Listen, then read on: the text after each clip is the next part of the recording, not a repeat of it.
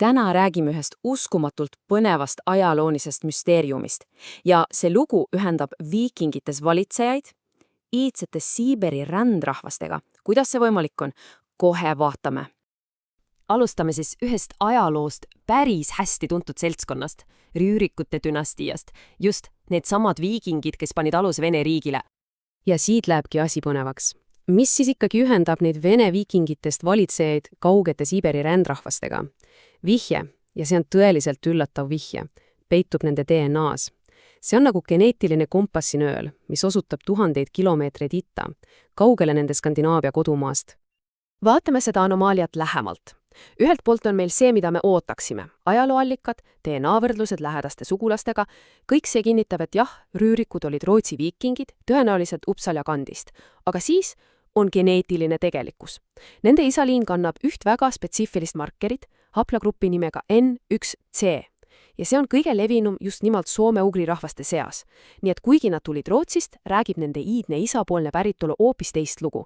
Lugu suurest rändest idast. Okei, see tekitab küsimusi, eks ole. Kuidas saab üks geneetiline niit ulatuda läbi kogu Aasia? Ja mis asi see haplogrupp N1C üldse on ja kuidas see lõpuks ometi ühe viikingi dünastia DNA-sse jõudis? Hästi lihtsalt öeldes on haplogrupp NNC spetsiifiline geneetiline marker Y-kromosoomis. See tähendab, et see antakse edasi ainult isalt pojale. Ja see teebki sellest nii võimsa tööriista. See nagu geneetiline perekonnanimi või märgistusaine, mis võimaldab teadlastel jälgida ühte ja sama isaliini läbi tuhandete ja tuhandete aastate inimajaloos. See nagu geneetiline leivapururada, mille on jätnud üks pikk esivanemate ahel läbi kontinentide ja ajastute. Ja siin on üks väga hea võrdlus, mis aitab sellest mõelda. Haplogrupid on vaibaniidid ja mustrid on rahvad. Ühtest niidist võib kududa palju erinevaid mustreid. Ja see ongi asja tuum. See üks ainus geneetiline niit, see N1C, on sisse kuutud paljude eri rahvaste geneetilisse vaipa ja seda sõna otseselt Hiinast kuni Soomeni välja. Vaatame korraks, kes siis seda N1C niiti kannavad. Näiteks üle 60% Soome meestest, üle poole Tšuktši ja Jukakiiri meestest kaugel Siiberis ja siis muidugi märkimisväärne osa saamidest, karjalastest ja maridest. Aga jälgi sellest leiab ka hiinlaste, mongolite ja isegi skandinaavlaste populatsioonidest. See levik on lihtsalt, see on tohutu. Ja see ütleb meile ühte. Inimesed, kes seda geeni kandsid, pidid olema täiesti uskumatud rändajad. Nii, aga lähme nüüd selle eepilise teekonna juurde.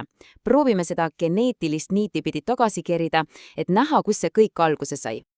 See teekond on tõesti pikk. Kõige kaugemad juured ulatuvad rohkem kui 15 000 aastat taha, kusagile Lõuna-Hiinasse.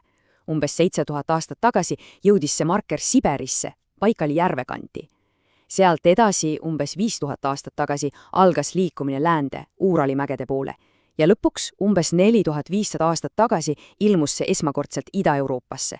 Oluline on mõista, et see polnud mingi üks kiire pallutusretk. See oli aeglane põlvkondade pikkune ränne, mis kestis üle 10 000 aasta, liikudes esmalt läbi Hiina põhja ja siis läände üle terve Siiberi. Aga okei, geneetika on ainult pool lugu.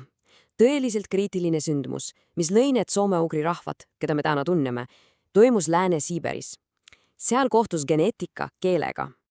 Kujutage ette seda ühinemist umbes 4500 aastat tagasi. Kusagil Lääne-Siberis, Obijõe kandis, kohtusid nad rändavad N1C kandjad kohalike elanikega. Ja need kohalikud rääkisid üht proto-soome-ugri keelt. See oli täielik pöördepunkt. Need N1C kandjatest sisserändajad, kes muide rääkisid tõenäoliselt hoopis mingit teist keelt, võtsid omaks just selle kohaliku keele. Nii et vaatame, kuidas see rahva sünd siis samm-sammult käis. Esiteks saabumine.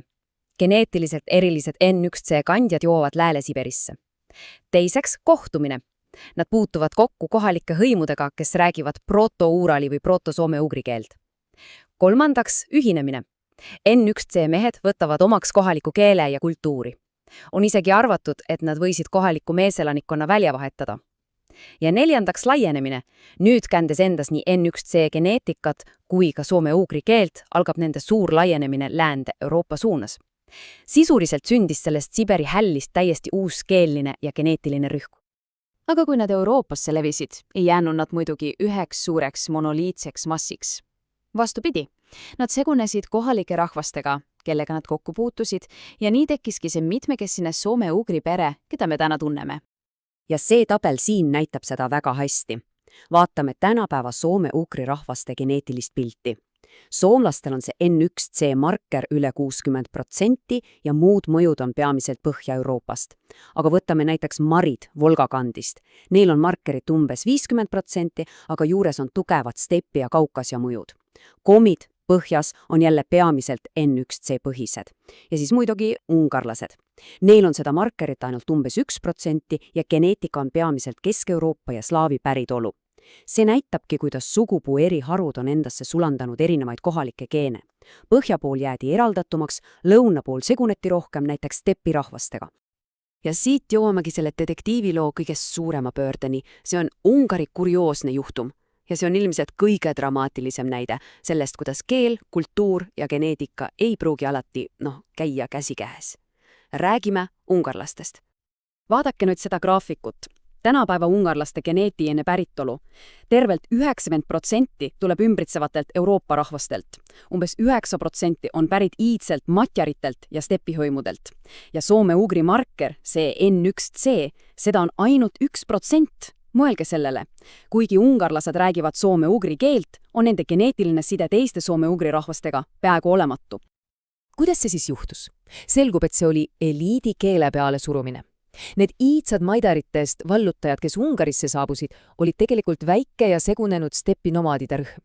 Aga see ugri keelt kõnelev eliit suutis oma keele edukalt peale suruda palju-palju suuremale, geneetiliselt täiesti erivevale kohalikule rahvale, kes olid peamiselt slaavlased ja teised eurooplased. Need siin ongi see võtmekoht. Väike, aga võimas rühm võib edasi anda oma keele ja identiteeti ka ilma märkimisväärse geneetilise segunemiseta. Ja see viib meid lõpuks ühe suure küsimuseni. Kui geneetika pole kogu lugu, mis siis rahvast tegelikult määratleb? Soome-ugri rahvaste lugu näitab meile väga selgelt, et identiteet on üks keeruline muster. See on nagu vaip, mis on kootud kokku eri värviniitidest, keelest, geneetikast, ühisest ajaloost. Ja see ongi see mõte, millega ma teid täna jätan.